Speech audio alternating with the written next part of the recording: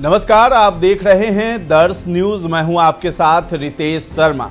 देखिए, बिहार में के पाठक तो जाने वाले हैं और नियोजित शिक्षक काफ़ी खुश भी हैं, लेकिन अभी नियोजित शिक्षकों को ज़्यादा खुश होने की ज़रूरत नहीं है, क्योंकि सक्षमता परीक्षा ली जा रही है और एक तरफ जो है शिक्षक संघ जो है वो सक्षमता परीक्षा का विरोध कर रहा है, तो वहीं दूसरी तरफ एक धड़ा ऐसा भी है शिक्षक संघ का जो कि सक्षमता परीक्षा का पक्ष में खड़ा है और हमेशा जो है उस पर मुखर होकर कुछ न कुछ पोस्ट किया जा रहा है। लेकिन इसी बीच एक खबर आई थी, एक शिक्षक नेता है बंशीधर ब्रजवासी, उन्होंने एक शिक्षक नेता है जिनका नाम है अमित विक्रम और टीटी शिक्षक संघ के प्रदेश अध्यक्ष भी हैं, उन पर जो है आरोप लगाया था और कहा था कि औकात में रहो, और न जाने बहुत कुछ बातें जो है अमित विक्रम को लेकर के उन्होंने कहा था और कहा था कि तुम्हें कोई भी ज्ञान नहीं है, अगर ज्ञान होता तो तुम बेहतर करते, लेकिन ज्ञान नहीं है इसलिए घर में बैठो। तो बहुत सारी बातें हुई थी, बहुत कुछ कहा गया था। इसको लेकर के जो है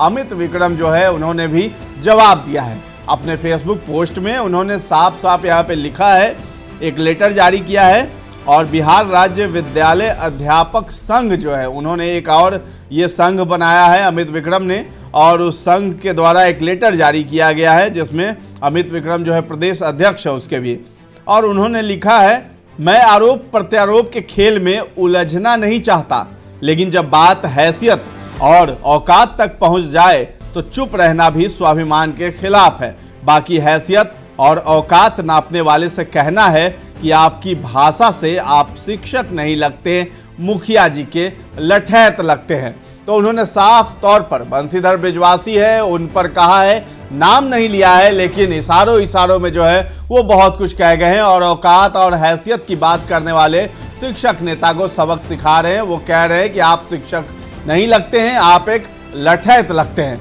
और लेटर जारी किया है। लेटर में क्या लिखा है वो भी मैं आपको पढ़कर सुनाता हूं। इस लेटर में अमित विक्रम ने लिखा है, एक जरूरत से ज्यादा खुद को तेज समझने वाले सम्मानित शिक्षक नेता ने स्वीकार कर लिया है कि उन्होंने सम्राट चौधरी के साथ बैठक में उड़ीसा और छत्तीसगढ़ मॉडल की बात की थी राज्यकर्मी बनाने के लिए। अब मैं ये भी बताता हूं कि ये लोग 5 अगस्त की सीएम साहब के साथ होने वाली बैठक से ठीक पहले 12 से 15 साल की सेवा के उपरांत राज्यकर्मी बनाने के समर्थन में एक मोटा पुलिंदा लेकर बैठक में शामिल होने वाले सभी नेताओं के पास घूम रहे थे। ये वही लोग थे जिन्होंने ट्रेंड शिक्षकों को भी 2 साल अनट्रेंड का वेतन वाली नीति बनवाई थी और अनट्रेंड होने के कारण 1 लाख टीईटी शिक्षकों को 4 साल तक 6 से 8 हजार कम वेतन दिलवाया था।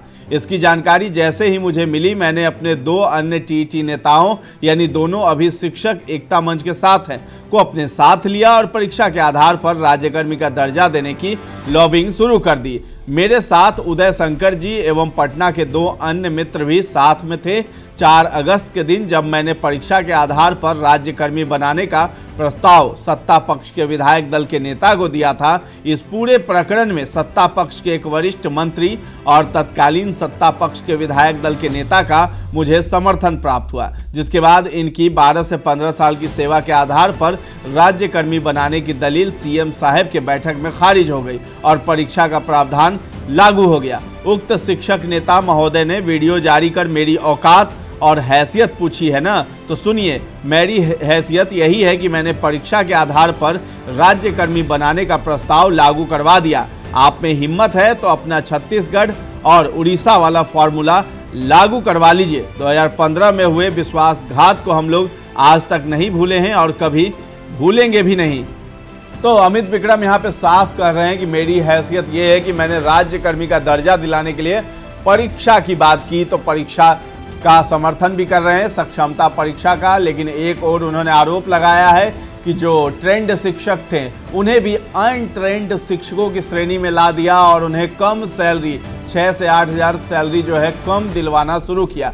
तो इन्हीं शिक्षक नेता की वजह से जो है अमित विक्रम ने आरोप लगाया कि इनकी वजह से जो है ट्रेंड शिक्षकों को भी अनट्रेंड बन के काम करना पड़ा है, शिक्षा देनी पड़ी है बच्चों को। तो एक बहुत बड़ा सवाल भी उठाया है और औकात और हैसियत पर जो है इन्होंने जवाब दे दिया है और लठैत तक कह दिया है शिक्षक नेता को। तो ये सब कुछ जो है अभी चल रहा है बिहार में। सक्षमता परीक्षा पे घमासान मचा है।